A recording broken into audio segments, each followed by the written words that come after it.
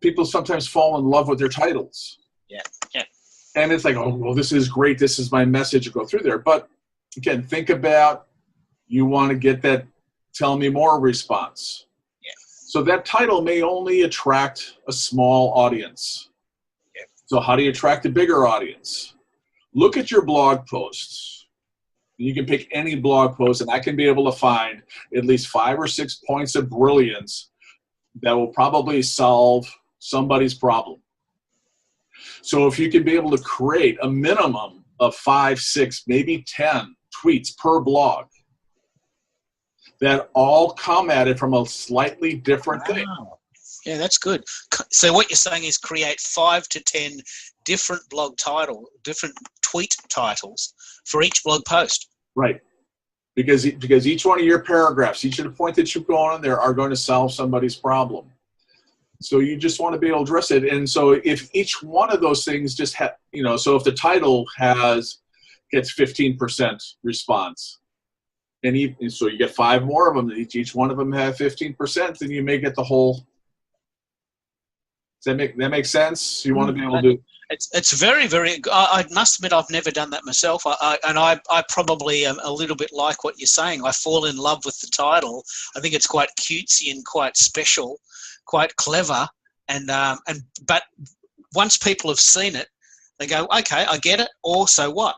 Right. Exactly. So all those, the 80%, the 98% of people are saying, so what? They're never going to get to read your blog because they can't get past the title. Exactly. And so here's another way to be able to get the so whats, and can be able to convert some of those. And so again, this is just take an example for another part of life. You're in a grocery store, right? You're waiting to check out to be able to put your food up on the belt. So you got all of those magazines that sit there. How do those magazines get your attention to pick them up? Short, sexy titles, 2, 3, maybe 4-word titles. Get the guy, lose the guy, try this diet, this recipe, buy everything else. So you want to be able to craft those tweets with those short, sexy titles that grab their attention. And you don't have to write out the whole thing. Hey, my new blog about everything else. It's like, learn how to promote your blog on Twitter. Yeah. I love this idea. Everyone has been at the supermarket waiting in line and seen those magazines, and there's about 6 of them, right?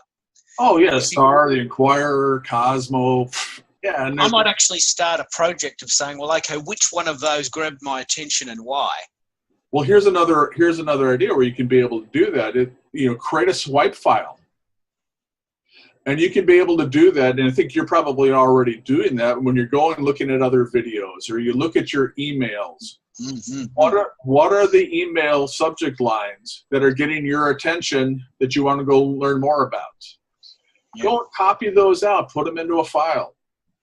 And if you probably look at them, there becomes a little bit of formula. And you talk about 10 steps how to do this, or here's the 1 day left for this, to get this opportunity. Sort of that title, that headline, email subject line things has become kind of a science, but it applies the same way in email marketing as it does in creating tweets. We do know for sure that numerals in tweets work really well. 10 ways to save you money. That's such a compelling title that almost everyone will click on that if they want to save money. Right. And the fact that there's 10 tips means that you already have embedded in their brain, you're going to get value here. Exactly. Wow. So let me reiterate. First things first, don't be attached to your title. Create 5 to 10 different titles for each blog post. Exactly.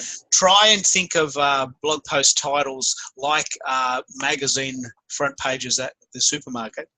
Sexy and short. Short, sexy, grab their attention. Yep, get them to pick that magazine up and look for the answer, or hopefully they'll buy it. And the whole idea there is test and measure. Try different things and see which ones work. Use the things that you were inspired by and find a formula, 10 ways to, easy steps to, 1 day left for, and find the stuff that resonates and then replicate it.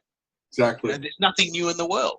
No. Because the thing that's really interesting here is there's nothing, and I know this for sure, there's nothing more frustrating than going to the trouble of writing a blog post which might have taken you half a day. And you've written it and you're so proud and you've written it down and the words are lovely and eloquent and no one's reading it. What is the point? These techniques that we're teaching people with Twitter are designed to help people get people into your blog so then they can discover how wonderful it is. There's no point if it's just sitting there on the internet and no one's reading it. There's no point to that.